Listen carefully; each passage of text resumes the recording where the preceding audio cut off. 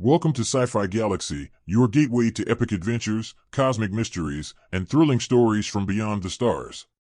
Subscribe now and join the journey. Let's head towards our today's exiting story. It starts when the Varkalon Empire was a name whispered with fear across the galaxy.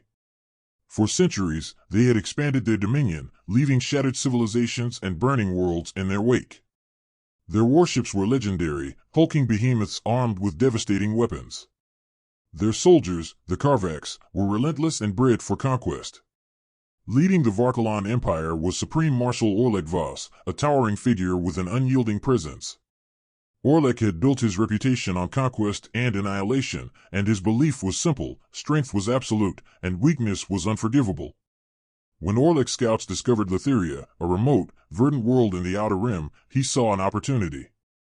The Lytherians, a species of mysterious, glowing beings, had no army, no fleet, no visible defenses.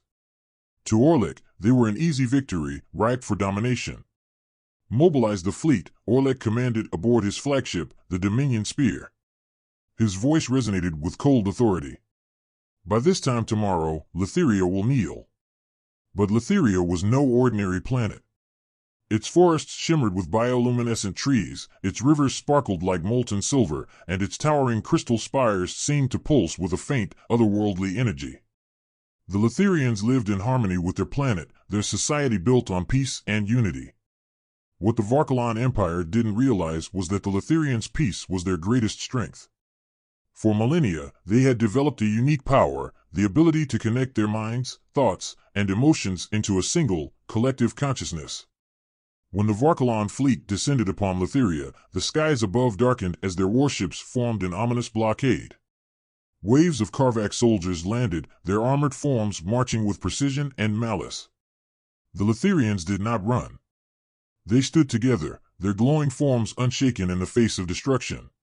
At first, the Karvax advanced without hesitation. But then, the cracks began to show.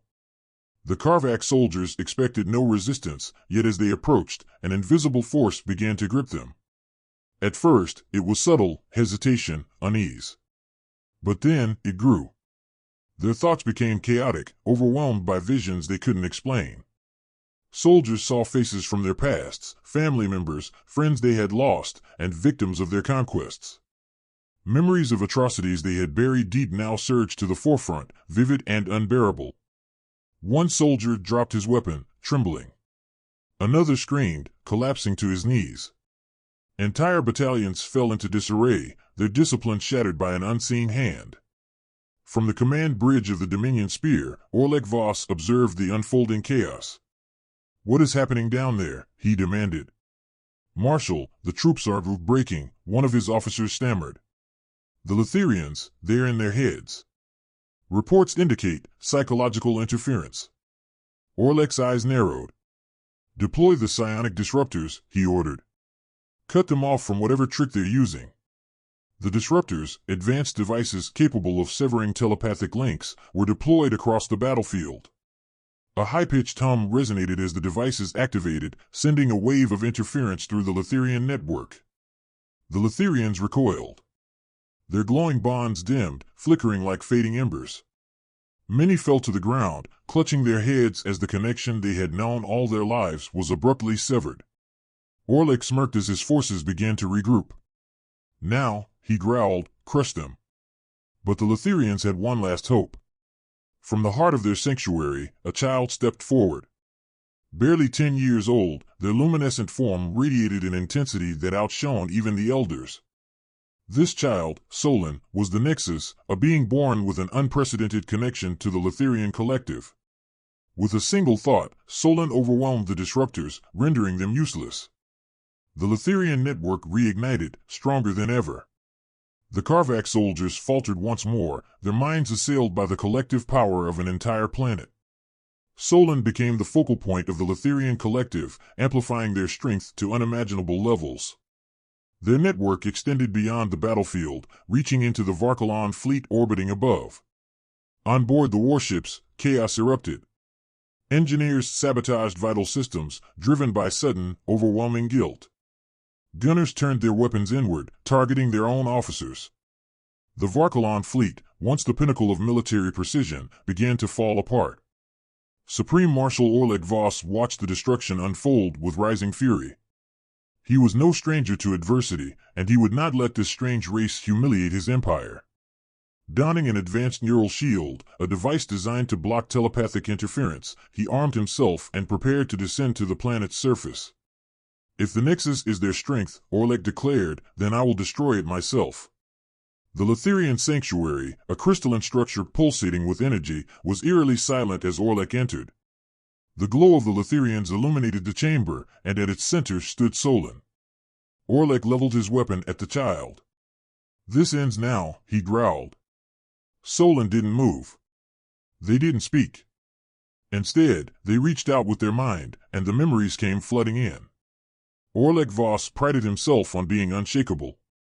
He had spent his life forging an empire, crushing rebellions, and silencing dissent. But the Lytherians showed him a truth he had long buried. Visions of his past played out before him. He saw himself as a young soldier, full of idealism, before the horrors of war hardened his soul. He saw the family he had sacrificed in his relentless pursuit of power. He saw the countless lives destroyed by his orders. For the first time in decades, Orlek felt the weight of his actions. His weapon wavered in his grasp. The Lytherians didn't strike him down. Instead, they showed him a future, a galaxy not ruled by fear and violence, but by unity and understanding. A galaxy where strength was measured not by destruction, but by compassion. Orlek fell to his knees, his neural shield deactivating as he lowered his weapon.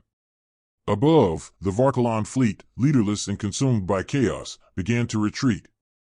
Lytheria was saved. And with it, a new chapter for the galaxy had begun. The fall of the Varkalon Empire sent shockwaves across the galaxy.